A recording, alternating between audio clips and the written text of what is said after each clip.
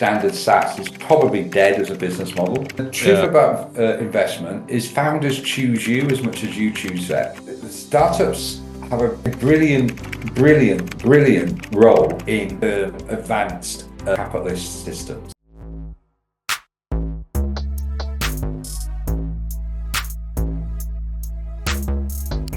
Happy to have you, John, GP of TwinPath Venture.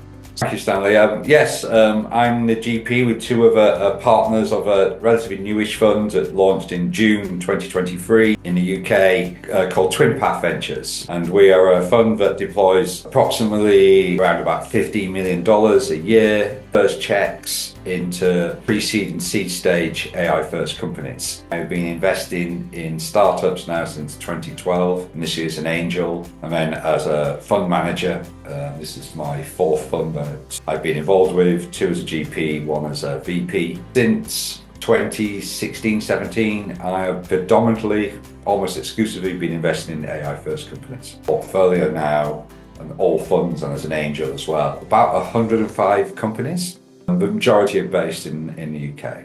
What kind of sector do you do? TwinPath Ventures are agnostic in sector in terms of the vertical. There are certain verticals we find AI is more prevalent in, like financial services, like tech bio. We're not vertically focused, but we do have a way of categorizing AI. We categorize it into three kind of layers, really. The first layer, the one we do possibly majority of our deals, although roughly around 50%, is what we call applied AI. This is when you're taking the latest in AI with domain knowledge, say if you're from financial services or from the health sector or the pharma sector or logistics, combine them both together in the founding team and use AI to build something novel and innovative that solves a real world problem in a significant way that makes a significant value uplift for the clients and for them in terms of the ability of them to capture that value uplift. The other two areas we're doing quite a lot of what we call picks and shovels. So this is the thing that's happening at the moment. We have large language models that have come onto the world. Basically, enterprise clients are in the last 18 months working out how to use them. Enterprise clients always have this kind of dilemma. Build by large language models like ChatGPT, like Gemini, like Anthropic, Claude, etc. do seem to give them a bigger opportunity to build as opposed to buy. But to build, you need tooling. You need tooling that can orchestrate all your data. You need tooling that helps you do what we call a RAG, a retrieval augmentation generation system. You need tooling to do the evaluation of the outputs. You need tooling to help do the training of the models to fine tune or to improve. And sometimes you need long tail data that's not in your own data to basically enable that to get better predictions. So that's an explosion of basic ML ops, machine learning ops, which are out there to help enterprise build what they want, which is these systems which can generate value for them, not for all the value to go off to Microsoft or OpenAI. And the third one we invest in is Frontier. And Frontier is when we invest in research teams coming out of universities and research institutions, building cutting edge AI, sometimes to solve horizontal problems, sometimes in specific verticals. So for instance, in pharmaceuticals, people are using AI to discover new drug compounds. And actually what they end up selling is the drug compound, not the AI process. Excellent. What kind of ticket size do you do? And then how do you pick founders? What criteria do you have and how you look at them? We basically write checks at the moment between $750,000 to about $1 million. Average kind of round size that we participate in, we lead most of our rounds. So we do 12 to 15 investments, 12 to 15 startup investments a year. We lead maybe about 70%. So we have the largest ticket often or the major ticket coming in. And those rounds can vary from $1 million to $4 or $5 million. Do you do follow-on? We have very good basic LPs. Our structure in TwinPath, it's kind of relatively, it's not unique. All the money effectively are roughly just under $50 million a year we have to invest goes into first checks.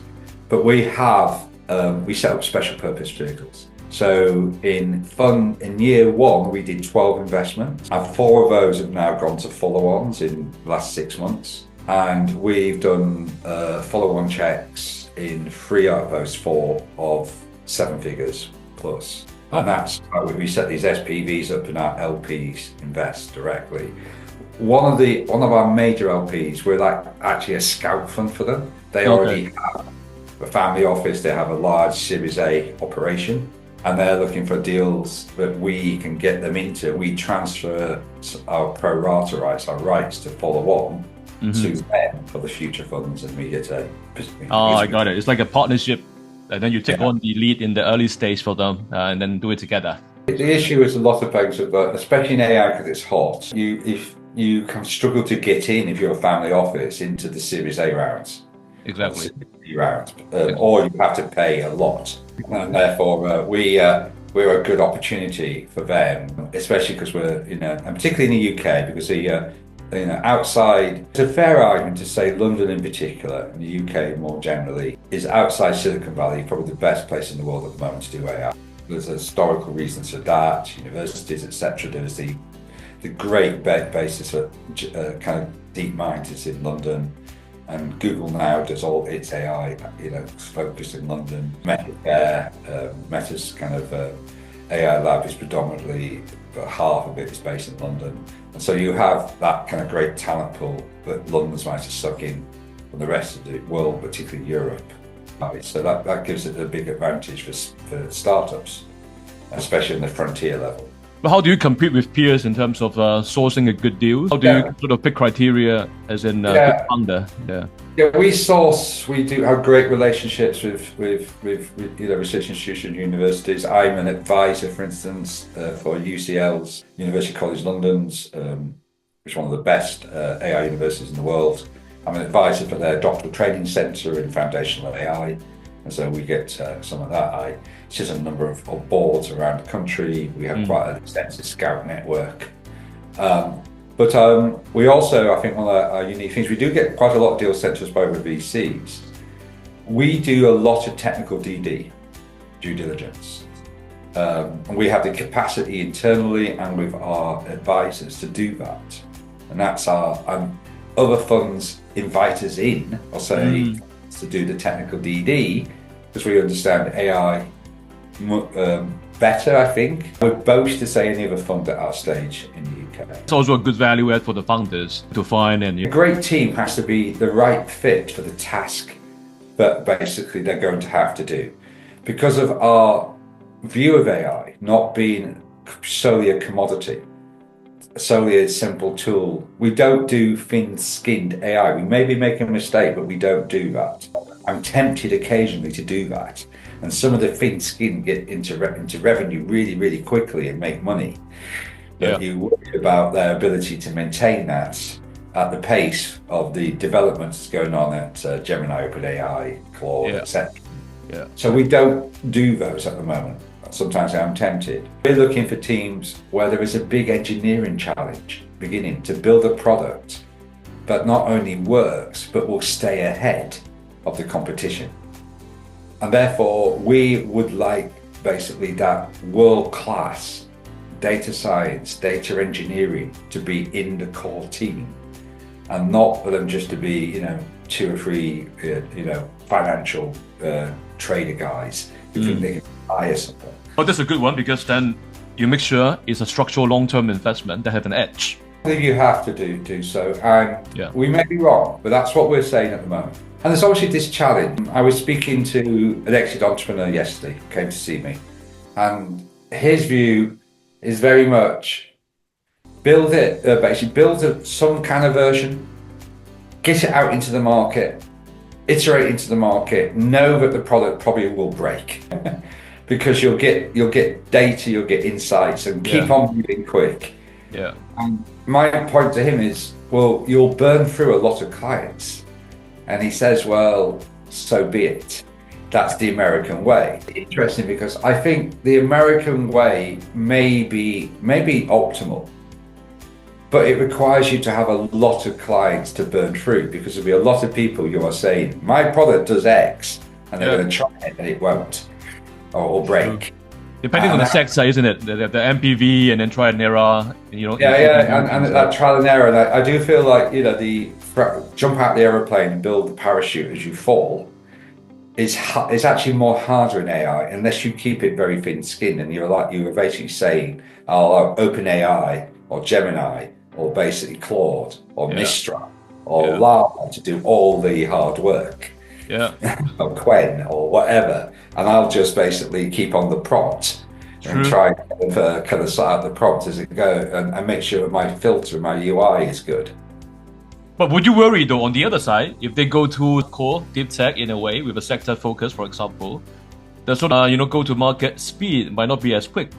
Or how do you play the balance? Yeah, you're quite right, and this is the problem. This is the dilemma. I mean, I have a team at the moment, great guys, European. Basically, and they have spent 9-10 months building out a really strong product. But their major competitor, which we did see as well, has thrown out a product into the market but isn't very good. And at the moment, one looks doing much better, but they're having large churn, and one looks way behind on the revenue. We may be wrong. We'll see in a year's time. Can they learn quick enough, and can they go overcome the disappointing clients, and can the one with the better product prove that the better product is more likely to, and it'd be interesting to know. I do not know. I tend to back the latter, the ones that are building a product that they understand fundamentally and has fundamentally kind of works, as opposed to those that are hoping.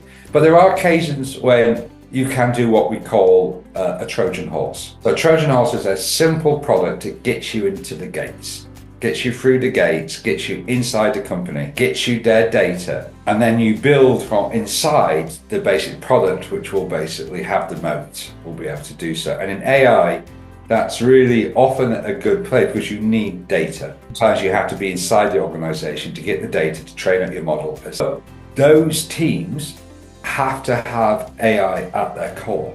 If they are teams led by commercial people, it's going to be hard for them to justify spending money, not on BD and more commercial, but to scrap that product and build a new product, which is going to be expensive on the data. So when I look at those teams, I still want them to have a vision, a product vision, and a build capability.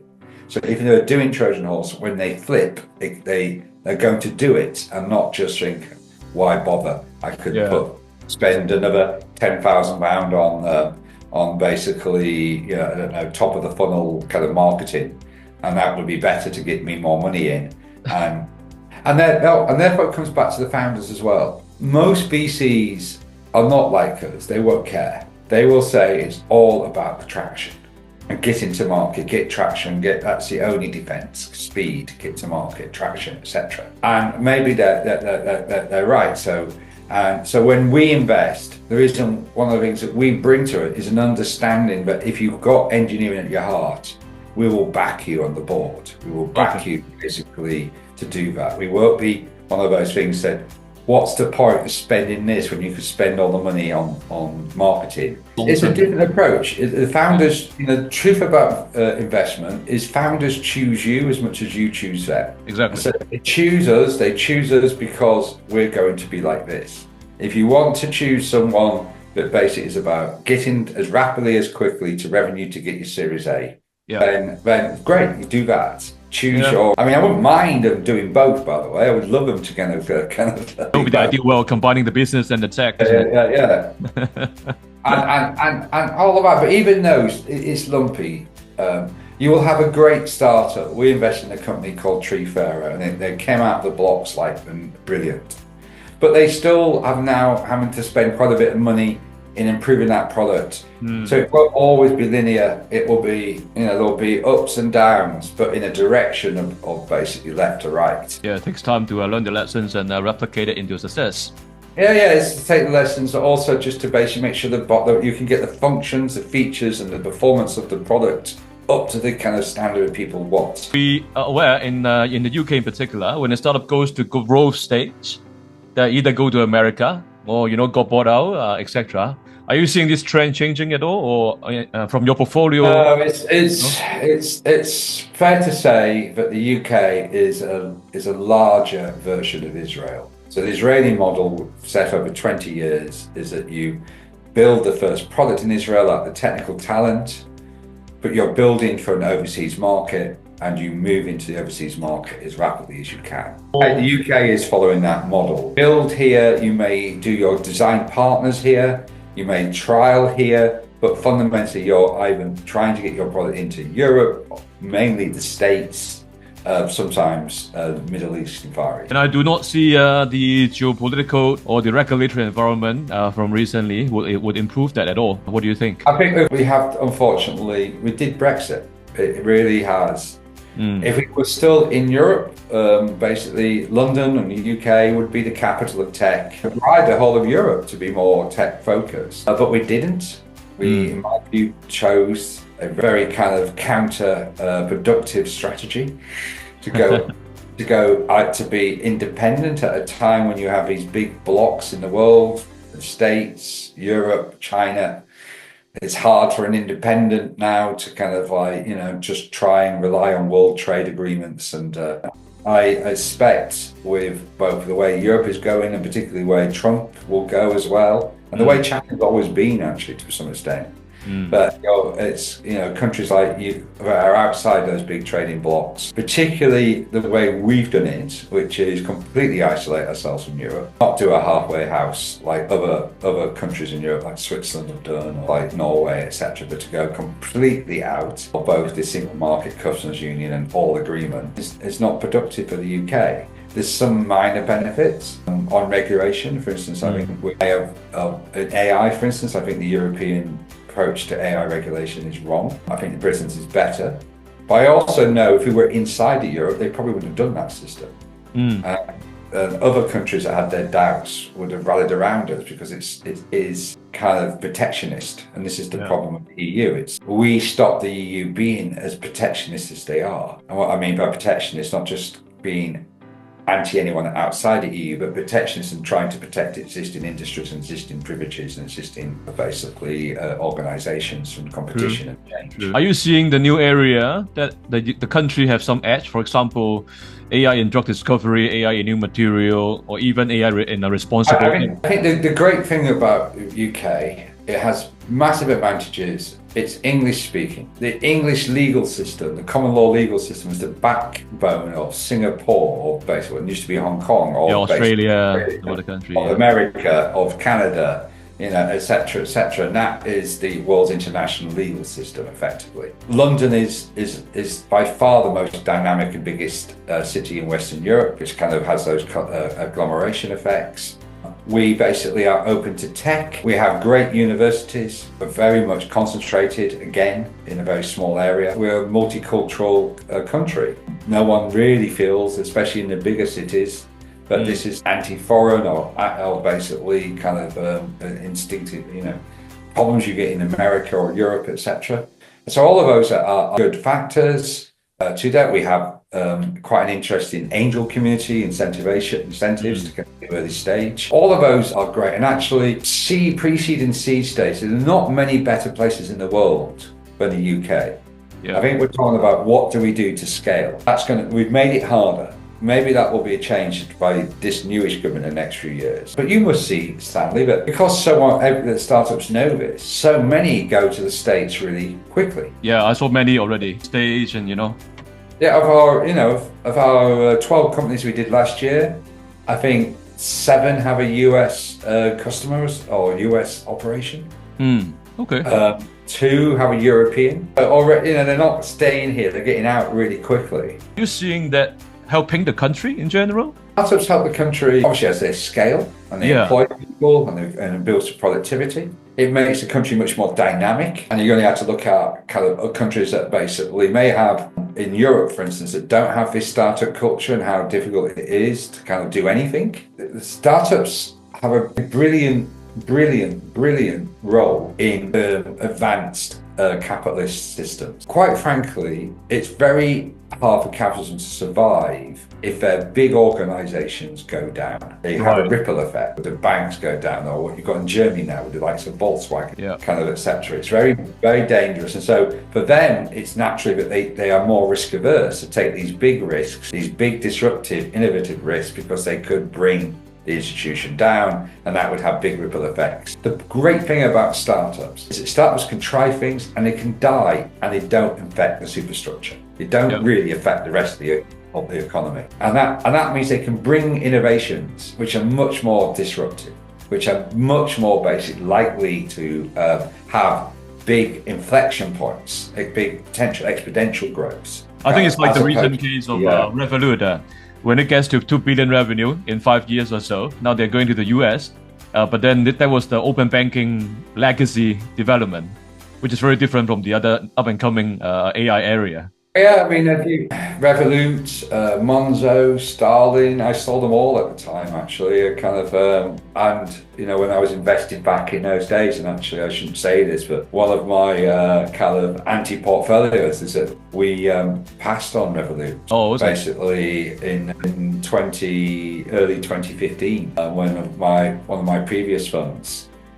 We invested alongside VCs and angels, and we were going to invest alongside this angel group that became a VC. Actually, they pulled out, and therefore kind of left us stranded, and therefore the round collapsed. And then kind of Balderton did the round a few months later. But we had an opportunity to write a £1 million check into Revolut at a £4 million basic valuation. Well, no, it's 45 billion now. I'm aware. This is come across. I mean, that one was.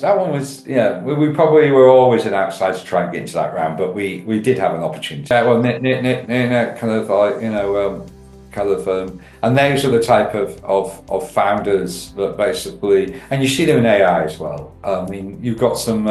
Alex at Wave. And it was basically Blue Light Labs in 2017, 2018 from that Cambridge.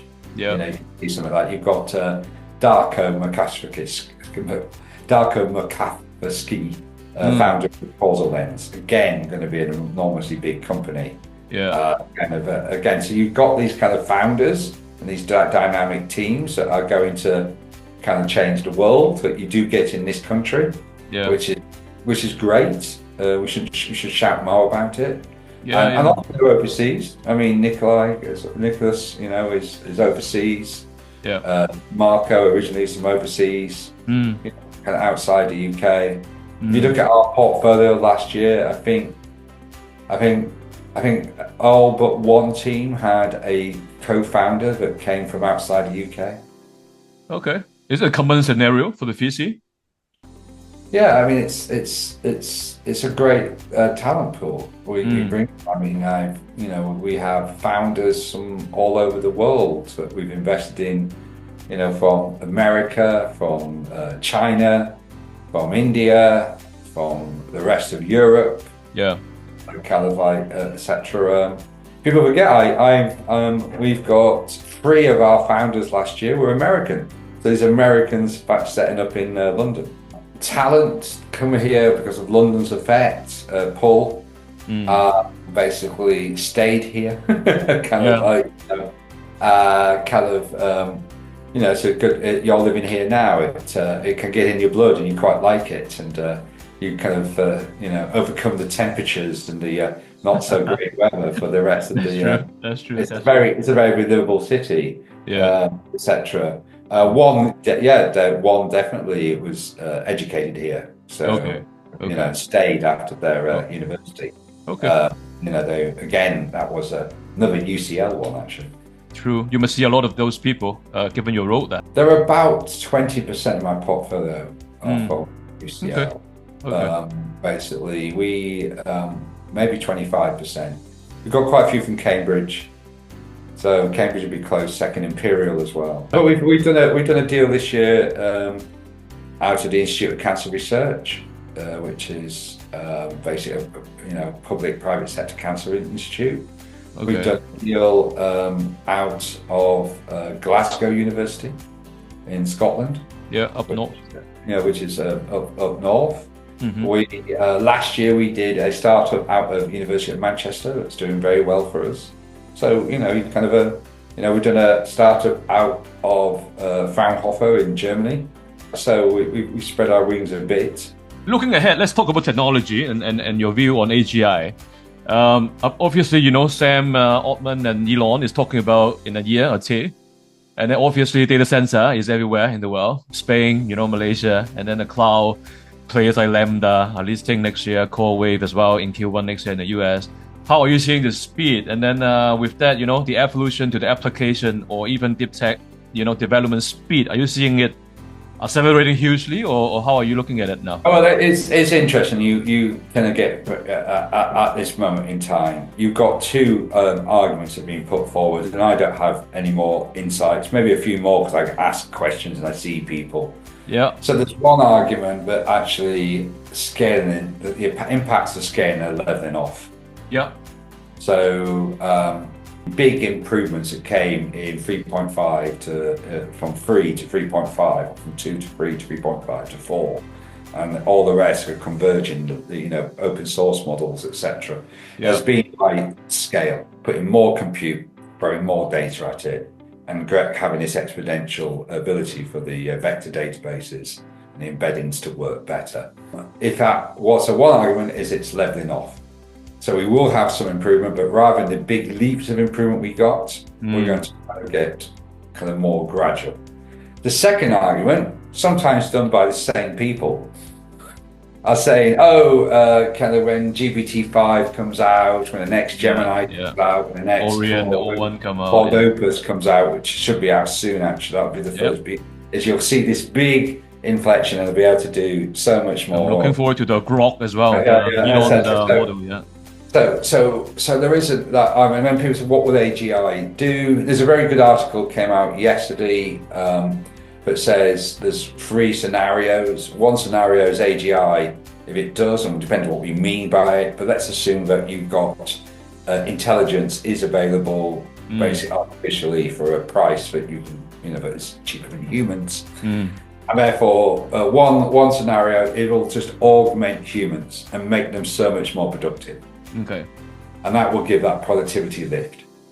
More, humans being able to do more, etc., to generate more, and that will solve a lot of problems, especially in economies which have very low productivity, like the UK, for instance, or low growth, to kind of grow at a much faster rate, as we did in the 50s, 60s, or we did in the 80s, 90s.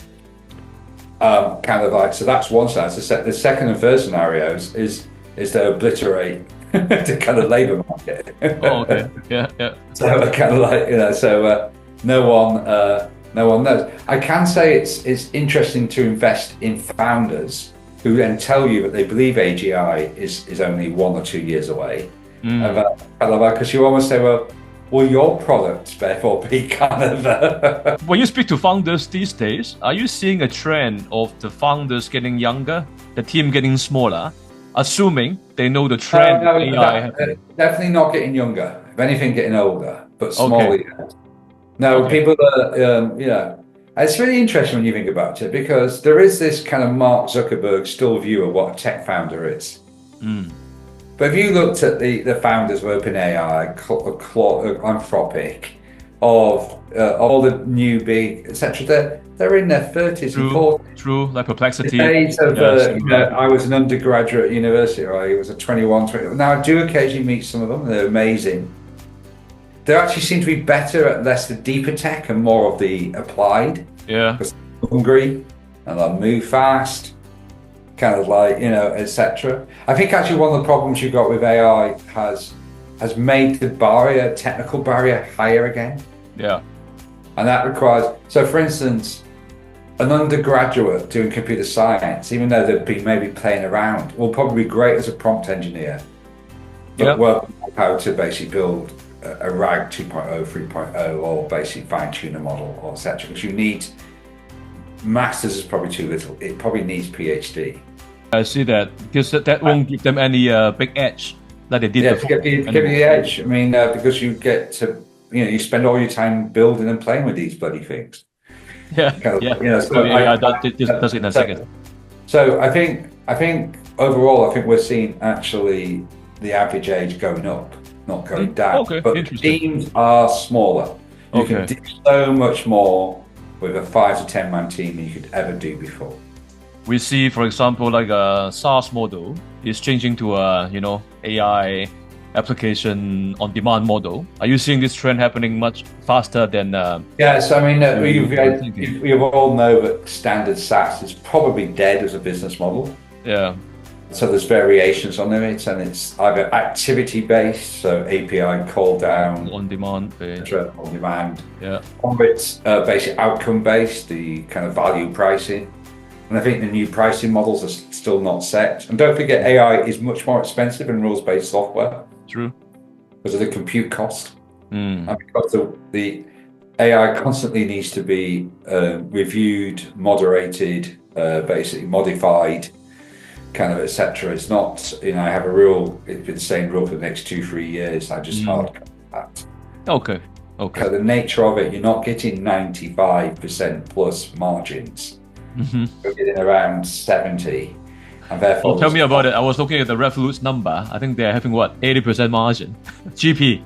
And you see that. I mean, for instance, I've got a client at the moment. They're just about to take an enormous big contract. Okay. And it will change. It'll triple their income.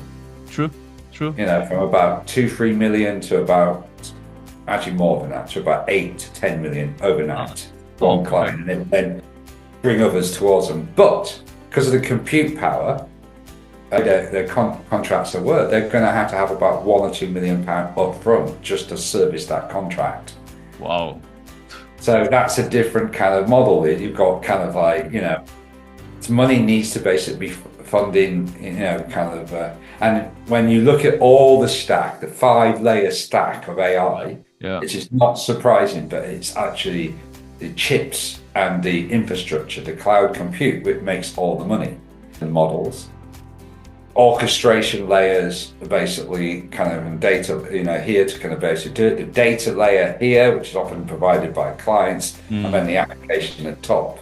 You bring up a very good topic. Are you seeing this middle layer continue to be high sought after, making most margin in the time? I think if you're a startup, you're looking at companies that are kind of trying to do as many layers as they can. Okay, yeah, good point. And then you've got others that are saying, no, I will just stay at one of those layers, and that's a great choice. And this is why it won't be all predictive. It will be easy. People will kind of see what they kind of is best for them.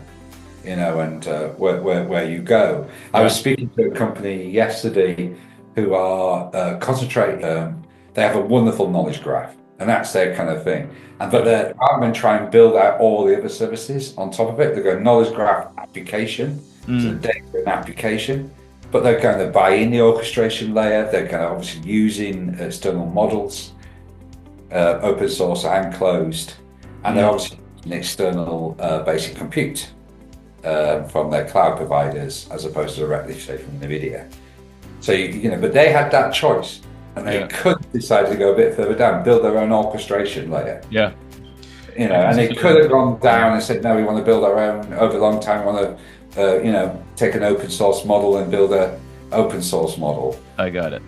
Yeah, ultimately depending on the current position, upstream, downstream, and then the market. And they could decide after a while, because the cloud credits are so expensive once you start to scale, to buy their own GPUs.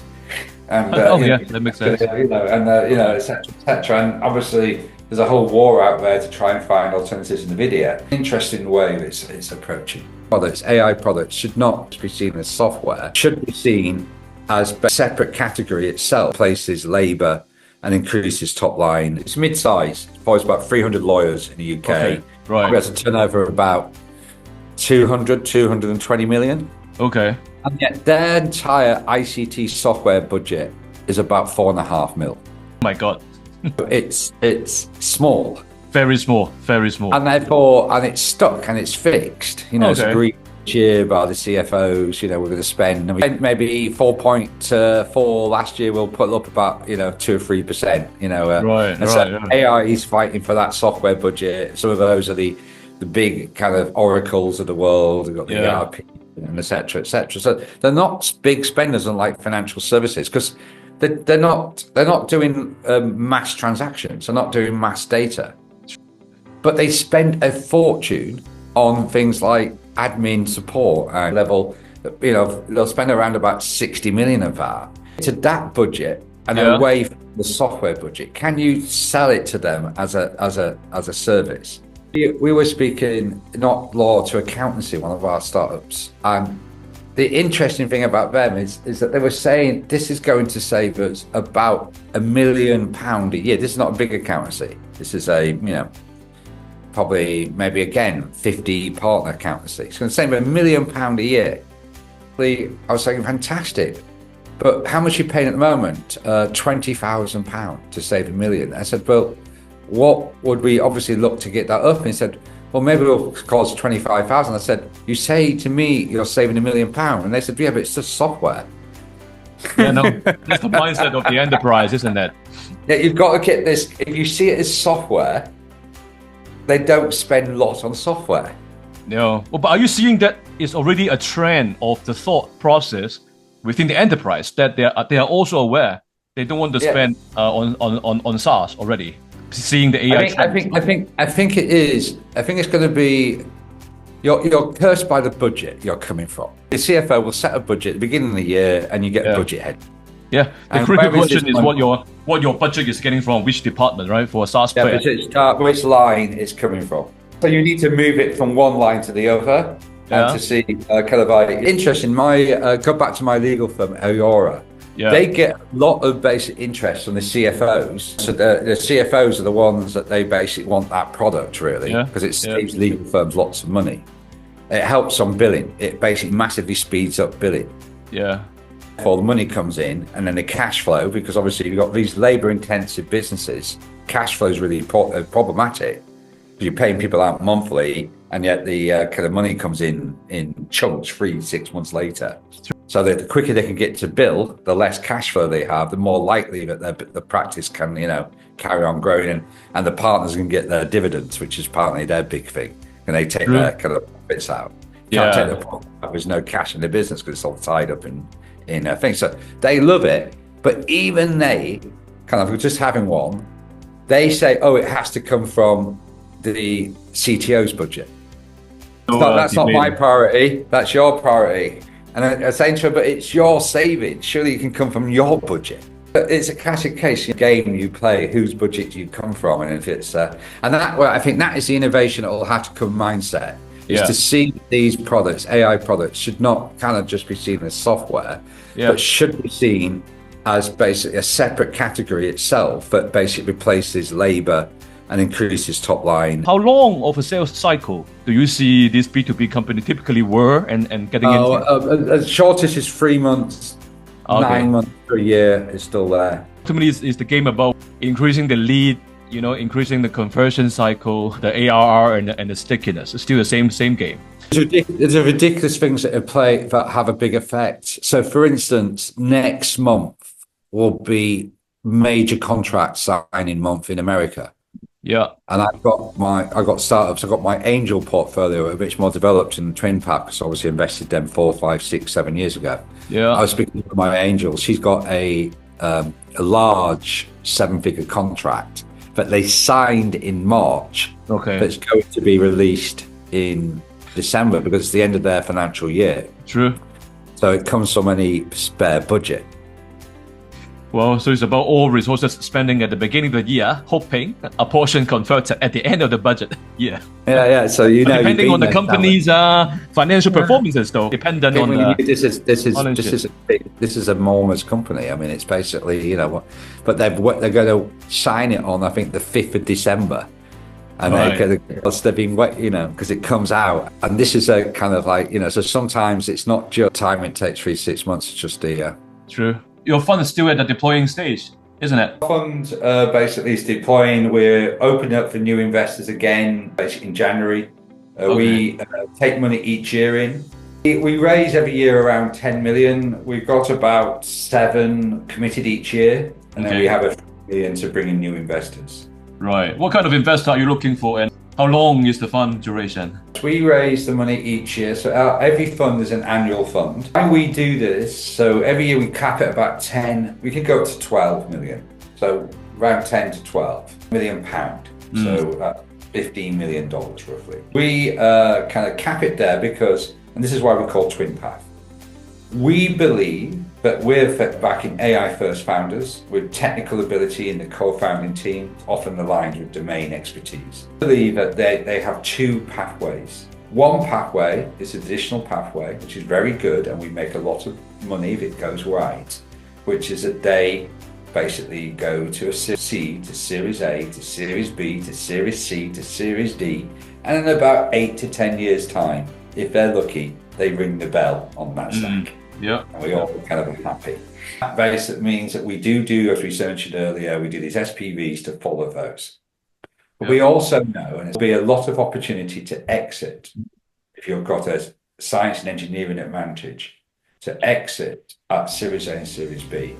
And sometimes that's a lot better for the founders as opposed to going dilution. And sometimes those founders are better at the initiation stage of getting it to product market fit as opposed to growing. And particularly in sectors like tech bio, medical devices, kind of things in niche industries. We are keeping our fund at 10 million or 12 million pound because if they exit for 50 million, 100 million, we would return capital, significant capital to our investors. And on the IRR, that can be very good because they normally happen in 3 to 5 years, not the 8 to 12 years. So what kind of DPI or MOIC do you have for?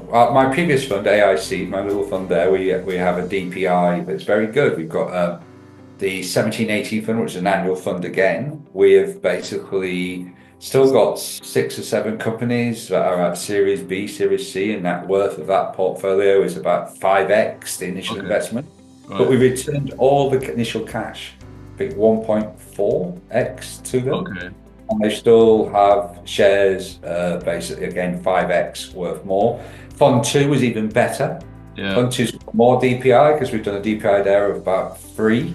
We had 2 early exits of one was just under $100 million. Right. One was high $70-80 million, and they have returned to capital, and then they still own basic shares in I think another 5 or 6 companies at Series A, Series B. So they do, this model does work. The sacrifice is actually the manager's sacrifice because we're not taking, the management fees are still 2% or below actually. Yeah, so we are focused on carry to get into distribution and not just taking your management fee. But how does the cash return work? So you sold some of the early share? Well, you've got 2 ways. You can sell because you've got early exits. So I think it's 93% of all exits are under $100 million. So if a $100 million exit is terrible for even a $50 million fund, but if you keep your fund down to $15 million, you can make money. The annual fund, that 10 or 12 million pounds, serve this purpose of funding more early stage opportunities to make more money while the SPV follows to grow them, literally. Yeah, exactly. So you can do both. You cannot and then this is really important because when you are looking at a pre-seed company, it is very hard to see how they will become a unicorn. Exactly. And therefore you are more likely to say that I will wait until they've got post-product market fit, Series A, some data, some strong signal that this could scale up to a unicorn. And why is that important for a 50 to 60 million pound, $80 million fund? Because they're going to have ownerships between 5 and 10% at exit. And if they want to return a fund returner, they need to basically, for that kind of company, that they're putting in £500 million in from day one to look like a $500 million to $1 billion company. I think personally, that's very hard to do. The only way they really do it is chasing pedigree, which is looking at if the founders have done it before or have come from a very, very well-connected kind of role in a well-connected company that they may. But even then, it's increases your chances a bit. Yeah. I think by keeping my funds that, it allows my investors a much better chance. Also, one of our family offices, basically has the opportunity, we transfer our pro rata rights to them for the 1 rounds outside the SPV. And for them, it covers, they can get in really good early deals, some will early exit, but they can also get into those deals that will scale. So in that cases, when it comes to Series A, or pre-A, then you will have a SPV while they are participating in your SPV or themselves co-investing together. Is that how it works? Yeah, that's exactly how it works. I mean, we do it together. We kind of on that. One of our three family office hours, they will take their pro rata allocation and they will directly alongside us invest, and then we'll take the SPV for all the rest, and we sell that. At the moment, we've never had to go outside our group of investors on the SPVs. Most of your LP basically are SPV followers as well. Okay. But in theory, we can do, and we may do soon. Yeah. But at the moment, our allocation is there, and what happens, it normally goes relatively quickly. One of the benefits as the LP to your fund is to get the early priority to participate. Yeah. It's a very good section. Thank you, John, for all your good insights. Let's meet up again in December before Christmas. Brilliant. Thank you, Stanley. Speak soon. All right. Cheers. Bye.